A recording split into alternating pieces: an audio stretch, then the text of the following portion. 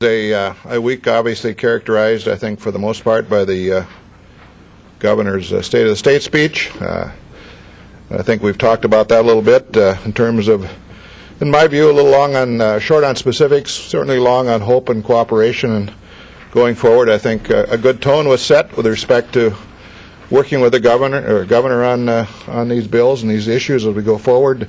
There will obviously be bumps in the road, but we'll certainly try to make it work. You know, looking at last week, more specifically from the standpoint of legislation, Senator Wolf had her LIFO bill into committee. I believe that passed off the House last week or this week as well, and that continues on for more discussion, and that will reoccur this week going forward. Senator Michelle is busy in Jobs Committee talking about permitting and talking even more specifically a couple bills on what the governor is interested in from the standpoint of jobs and as it relates to veterans and returning veterans, and so that's certainly important to us. That's certainly one that we can, I think, share bread with the governor on, and probably hopefully will, depending on how the bill unfolds. Capital investments moving forward with committee meetings, and they'll go forward on into March, dissecting these projects and making decisions about them. We don't quite know where the stadium is. You're probably going to ask, but it seems like something imminent is maybe happening. I'm not sure, but obviously, I think at least from my perspective, we wait anxiously with respect to a bill there. And beyond that, will just be a number of things next week. Tax Committee is going to look at statewide business property tax. We've talked about that a long time. Senator Ortman wants to move that one forward into a higher level of discussion mode, and hopefully we can make something happen there. We're going to obviously have to take a look at the February forecast. Redistricting will happen next week. That will I don't know what that will do, whether that will throw this place into a little bit of a tizzy for a day or two, but we obviously look anxiously forward to what those maps are going to look like and how they're going to affect us both as a caucus and certainly individually. So I'll just leave it there and be ready for questions and turn it over to Speaker Zellers. Thanks, sir. So in the House, we had the last in, first out passed off the floor yesterday. The basic skills test for teachers was earlier this week, continuing on our performance in the classroom, making sure that we have the best, brightest, and most qualified teachers, helping the students that need the most help, but also lifting each and every kid in the classroom up to that next level. As Senator Senjem said, the redistricting coming out on Tuesday will probably suck almost all the oxygen out of the building. There'll be lots of folks looking at maps. If you are going to come to the Majority Leader and I for an explanation on district lines, I will encourage you now to find somebody who is far better at it. We probably have had the least amount to do with the process as it comes on the House floor, but the two chairs, Sarah Anderson in the House and Senator Michelle in the Senate, have done exemplary work putting together a fair process that looks at all maps and all areas and make sure that we have a fair representation for all Minnesotans. We'll have floor sessions on Monday, Wednesday, Thursday. Affiliate Nexus will be in the Tax Committee on Tuesday. Permanent School Trust Fund is in Education on Tuesday. And then EBT Reform will be in HHS on Wednesday. To Senator Senjem's point, again, I think after looking back and having a chance to watch the State of the State again, the one thing that was missing was the State of the State is good, and it's getting better. And I think that was probably the one thing in retrospect, and having some folks ask us after the fact, what did you think? That's the one thing that I think was missing, and the governor did tout some of our mutual accomplishments, but I think it's good to let Minnesotans know that with some good fiscal management, living within your means, and reforming government, we actually can turn it around, and we don't need a massive tax increase on job providers. So that's the week that was, and the week that's coming. I'd be happy to answer any questions.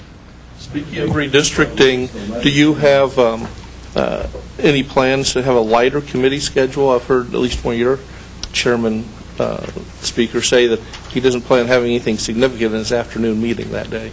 Well, I'm not sure which chairman it was. I'll talk to him or her afterwards. But, it will be, and The courts have been very clear for quite a while now that it will be the 21st, exactly 1 p.m. So for those of you who've called quite often, 1 p.m. is 1 p.m., I guess, to them. We've asked as well. But we're going to continue on. I mean, yes, it'll be a day, and everybody will be interested in looking at them, probably you guys more than anything. But we're going to continue on our schedule. We're down here for session, not for maps. So we got some things we got to get done first. Speaker, you've released a... When did the courts make that timing clear? The courts have said that that's a deadline for the legislature, not necessarily for them. Point of clarification. It would be for sure Tuesday at 1? Very good point of clarification. They've just said that Tuesday, the 21st at 1 o'clock is the deadline. So as it's been in the past, what has happened is that when they set that deadline, that's when they release the map. So, yeah. So probably custom and usage in the House, or as we call it. So custom and usage would be the maps will come out at that time. But yes, they could choose not to. But that is usually the custom and usage. Are either of you concerned it could be too big of a distraction, or will it be temporary at best? I think it'll be temporary. We got a job to do. We've got some really big things coming up. The Permanent School Trust Fund, Representative Dietrich has worked on for a very long time. It's a very important issue to her. So it's a bipartisan issue. We've got a lot of folks that have spent years on that. So we're not going to just because something it's a once in a decade event. So it will have a significance for that day. But we do have work to get done here next week. Mr. Speaker, yes. You are going to pass emergency legislation on Monday to prevent the release of a sex offender. Mm-hmm. Why do you think that's necessary to do when an outside evaluation says that this will be all right? Well, it came out of the testimony. If you didn't get a copy of the letter, Jody will make sure and provide you a copy of the letter.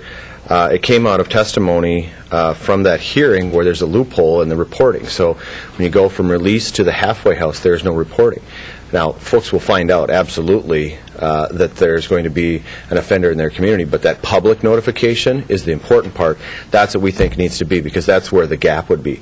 If you were going from just regular incarceration to release, there is notification. This is going from the MSOP to a halfway house, and there isn't notification there. So we think it's critical the community knows that whether they're going from a halfway house to full release, that these people are going to be in their community. Are you interfering with what the professionals are saying in the sex offender community that are treating this person? I don't think so. How dangerous is this, that you're actually declaring an urgency? Well, I mean, I do think it's an urgency. I mean, we take these things very seriously, and as someone who spent a considerable amount of time working on this bill, or working on a bill dealing with sex offenders, I think it's critically important that folks in the community know, whether it's a halfway house or just into the general population, a sex offender of this level with these offenses being in your community, absolutely the citizens should know. That's one of our first responsibilities as legislators, is public safety. So this bill will be, you says something about narrowly crafted, just for the one person, or just for the halfway house? For the halfway house, yes, because that's where the gap is. And again, we found this out in committee when the testimony was coming up, that notification process there. If they're going to be released into the general population, there's notification. That's something we've worked on. Minnesota actually is one of the leaders in the country on that part. But this is the one gap that we found out. And again, at the level of this person and some of his offenses, egregious offenses, whether it's a halfway house or not, people should know that individual is going to be in their community. Senator Senjem, do you plan on taking this up in the Senate right away? We haven't talked about it, but my belief is we probably would. One of my Rochester predecessors, Representative Bishop, worked long and hard on community notification, and if there are some errors here with respect to community notification, I think we want to make sure that they're taken care of. So again, we haven't talked about it, but my instincts would be that we'd probably follow the lead. Senator Senjem, you commented on the Vikings earlier. Can you talk at all about, let's say you do get a proposal next week to look at? I mean, what is the process going forward? Obviously, there's a lot of work to do. Do you think it could actually get done this session, or? Well, I mean, there is no one in this building or in Minnesota that knows for sure that can get done this year. But it will go into committee, more than likely. It's been discussed. Senator Vanderveer's local government committee, again, depending on what the bill looks like. But that's been kind of suggested pathway early on, and from there it will get reviewed. It more than likely will take on amendments. It will move through probably several committees, and if it can get that far, we'll see. But I think the important thing is let's get something in the legislative process and see if it can be worked out.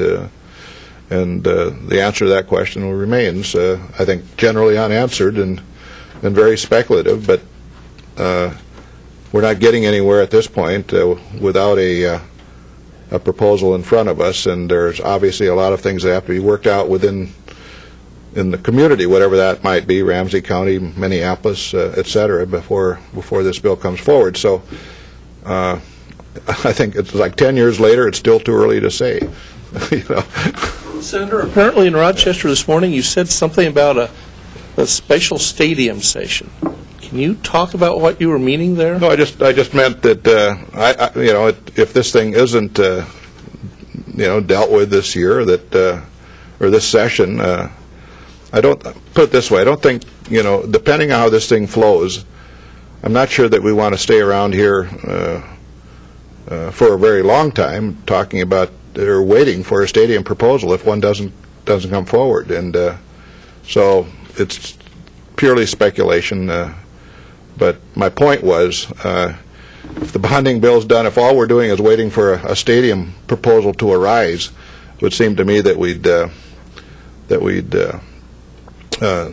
recess or perhaps just adjourn and wait for the governor to call a special session once the package was together. Before the election? Beg your pardon? Before the election? Oh, I haven't thought much about that. My point was, let's just not wait for, if everything else seems done, let's just not sit around here waiting for a stadium proposal to get here. Because I'm not sure, if Minneapolis turns this thing down, possible that we're wait another good number of weeks before we get something. When would you like to have it? You said you haven't thought that much about it, but the Vikes are pushing very hard to have it now. For sure, and I would agree. Before the election, just give us some guidance. No, I would. My hope is that we get a proposal within the sphere of the legislative process, and we can work on it. And we'll see within the sphere of the normal process whether we can get it done. But you're open to discussing a special session as well? Well, it's not my call. The governor would have to do that. But you're open to it, discussing it? It would be, again, up to the governor. Hopefully, if we get a proposal, we can deal with it one way or another. If we can't, for some reason, if we don't get a proposal, that was the sense of my comment, if we don't get a proposal, if neither one of the local communities can get something together for us, let's not sit around and wait for one. We hear a lot of talk about, Speaker, can you weigh in on... things are closed, but from your view, you don't have anything.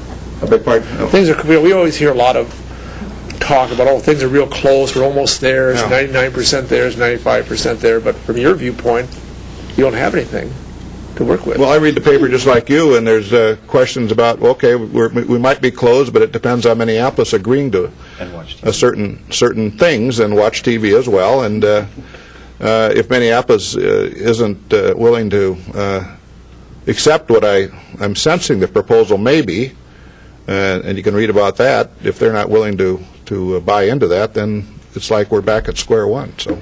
Mr. Speaker, can you weigh in on this possibility of a special Viking stadium session? Is that something that you think your members would be? As always, I'm nowhere near as brave as my friend Super Dave. It's all hypotheticals, and we've done that with all of you, especially some of you who are new in here just for that. We've been down this road so many times in so many different ways that we're there, we're almost there, we're sort of there. Well, now everything's back to square one. So. Until we see it on paper and it moves through the committee process, as the majority leader said, it's awfully hard for speculating. We've got LIFO that we'd like to see the governor sign. We've got some permitting that we still think needs to be improved upon. We have a great start, but if you talk with business owners across the state, they're still waiting for permits to be done. They're increased legal costs from a delay. Their plans are set back. I mean, those are the things that most Minnesotans talk to us about. Guy at the gym again this morning said, still don't have my permit, Kurt. I see him almost once a week, and he asked me about that. So that's what we probably get talked to, at least from my perspective. So that's what our focus is, and some of the education reforms we think are very important. But that's our focus until we see something on paper, to the majority leader's point. Just so I'm clear, you're purposely not answering whether or not you would be at all open to a special session for the state. I'm just not, because it's a hypothetical that, again, it's if ifs and buts were candies and quarters, we'd all be rich and fat. So I'm just not. It just is one of those things where you can't say because you don't know. So. Let me just be. If we get a proposal introduced, it will go to committee. It will do what committees do. Committees will deal with that one way or another. If it is whatever the date might be, if it's April 30th and we don't have a proposal, are we going to sit around into May waiting for a proposal? I suspect probably not. At that point, it'll, I think, be up to the governor to decide how he wants to handle it from the standpoint of whether it's a special session or whether it's next session. Senator Senjem, the Minority Leader Bach sent out a letter today asking for the Rules Committee to look into the use of public funds for campaign material distributed at the caucuses. Would you talk about that? I got the letter. I've frankly not read it cover to cover, and we can look into that. But I did just say this: the letter that the flyer which was handed out was run through from the standpoint of content. It was run through Senate Council. It was agreed at that point from the standpoint of content that from the standpoint of partisanship it was okay. What was not okay, as determined later, was a little link on that was inadvertent, and for that I think we all regret. Our media director Steve Swiggin has taken responsibility, but we all need to do that, and so we're just going to go forward and deal with it. I think it really brings, as we've talked about it, bring forth a bigger question. As I looked at websites last night amongst DFL senators, tell you what, there's a lot of partisanship in those websites having to do with their reports to their constituents and so on and so forth. So the standpoint, from the standpoint of, are we unique in terms of a partisan piece? Of course not. You can do the search yourself. It doesn't take too long to find an awful lot of partisanship in the website constituent reports that the other side offers to their people as well. So if we want to have a greater conversation about what this content should be from the standpoint of I'm a Republican and Democrats are bad, or Democrats are a Democrat saying Republicans are bad, we can have that. I'm not sure it's terribly productive, but we can certainly have that. And I don't know if that's the Rules Committee, Ethics Committee, or what it might be, but we can have that, or Senator Bach and I can have it personally together, maybe with the deputy leaders. Well, Senator, do those websites, or do they link to campaign fundraising websites, those Democratic? No, they don't. No, they simply speak to the issue of partisanship. Well, the website is what they're talking about, and the state resources expended on that. Yeah, and there's no question the website was on there. It was inadvertent, not intended, but it was on there, and that's the way it is. We can't take that back. Is $47 the total cost, including personnel? No, I think that's just the printing cost. I think if there are costs to be reimbursed, I would expect that we would also take into account labor costs and so on and so forth. And we should. Who's going to decide this? This has been a few days. Are you going to look into this, or are you going to wait? What are you going to? Well, it's before the Office of Administrative Hearings, as I understand it, and we can certainly take care of it ahead of time. But I think we're just going to get some more advice from the hearing judge, or for that matter, our lawyer on it, and see where it goes. It's an important item, and we erred, and we're willing to certainly be accountable for that and accept the consequences, whatever they might be. Are you willing to hold a Rules Committee hearing as per Bach's request? Not at this point. I haven't made any decisions about that, and not intending to right now. Is it a rules issue? Should we look at our rules and from the standpoint of what's acceptable from the standpoint of either side to print on any piece, be it electronic or paper?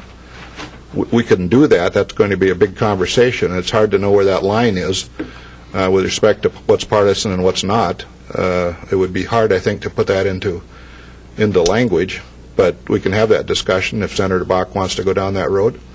And whether it's in the Rules Committee or whether it's just worked out administratively side to side, that would be my preference. Provisional ballots that were added to the voter ID bill after the public hearing, do you intend to hold a public hearing on that issue? On the provisional ballot? You know, I can't comment on that. I'm just not aware of the outcome of Senator Vanderveer's hearing, so yeah, at this point I can't comment. I just don't know. Can you tell us, both of you, whether Right to Work Constitutional Amendment will get a hearing and a floor vote this session? Well, I can say there's not a fever. We've talked about this and here, but we have yet to have that conversation with our caucus members again. I would point out that we've got a loophole in our sex offender law that we think is tantamount to fix before we get to those things. Our agenda for reform, we've been very clear about and have laid out each week prior and each week before, but we have not had that conversation yet. So we will get with our members, have that conversation in caucus, and we will let you know after that point. But it takes 68 votes to pass a bill. If it doesn't have 68 votes, we're not in this game to bring things up on the House floor to have them fail. And I would just say we're essentially in the same position. We're going to be gathering up as a caucus, looking at that one, plus a number of other constitutional amendments, and getting a pulse of the caucus on where we are and where we want to go. And so at this point, it's a little too early. I know Senator Michel has a bill before him in his committee to deal with the right to work. But again, we want to see if it has legs, if it has support in our caucus to pass. And I don't frankly know that at this point. On health care, you had three chairs in your caucus sign on to a DFL-led bill for an exchange. No GOP senators have signed on to that. Where do you guys see that issue going this session, if anywhere, and where do you stand on working with the administration and DFLers and putting together a bill that might lead to setting up a health insurance exchange? Well, I think the conversation continues. It has since the Obamacare bill passed. It has got to be, as we've said all along, has to be Minnesota-focused. We do it better than healthcare, that is. We do a better job of increasing quality by driving down costs than any place, in my opinion, in the country. So it would be, from our standpoint, a bad idea to accept anything that makes us either more expensive or less productive. So if it's a Minnesota model that has Minnesota focus to it, using our really good practices that have already been put in place, I think it has a chance of passing. If it's government-run health care like we have in 49 other states, I don't think it has a chance of passing because we'd be lowering our standards and making it more expensive. But so you're open to working on setting up, and up until this point, it's been kind of just the governor's office. Well, I would say our chairs have been looking at it, and this isn't something unique to Minnesota. I've talked with fellow speakers, majority leaders, health chairs across the country that struggle with this issue, and especially the federal government's authority to do this. What will happen at the court case. So there are three or four things along the line before you actually get to the exchange that are, well, what if this, what if that, what if the court case actually comes back and it is ruled unconstitutional? There's a whole bunch of what ifs before you get to the actual process of putting an exchange together. But as you can tell, a few of our chairs are interested in working on it. We want a Minnesota-focused model, not a federal government-focused model, because that will be the worst one possible for Minnesota. Well, I do know Senator Han and Senator Gerlach are working on proposals, not necessarily in strict compliance with the Obamacare program, but proposals that they believe might carry Minnesota forward in the area of insurance and the exchange issue. So those bills I don't think have been drafted yet. As far as I know, as a couple days ago they hadn't. And they've been, the ideas have been vetted with various business groups and others, and from the standpoint of, can this work? Is this something you can get behind? So it's it's all a program, or at least a cause in motion, and we'll just, again, time will tell how we go forward with this. I will tell you that from the standpoint of buying into Obamacare, there's a little interest, and there is a lot of interest, rather, in buying into a program that's uniquely Minnesotan and that will accommodate the needs of people relative to health insurance. And as Speaker Zellers has said, and I was honored to work at a place for a good number of years that I believe is amongst the greatest healthcare organizations on the face of the earth. And so is all this going to complement this, or is all this going to be to the detriment of our healthcare industry in Minnesota? We have to be careful about that. And so a lot of studied thought is going into this, and it will continue to go into this. We're not anxious about jumping off the cliff on this one just because of some government mandate at the federal level. So we're going to be studied. We're going to take a careful approach, make sure the citizens are served, but do it in our way, not the way of the federal government. Is Senator Hoffman's gun bill on the floor next week? It may come up on Thursday. We really haven't put the agenda together, but Thursday or the following Monday, it's imminent, I would say. Thanks, everybody. Have a good weekend. Just finally, two of your senators introduced a tobacco tax hike bill. What's your thought on that? Your thought on the proposal, and does it have any future this session? Well, it will.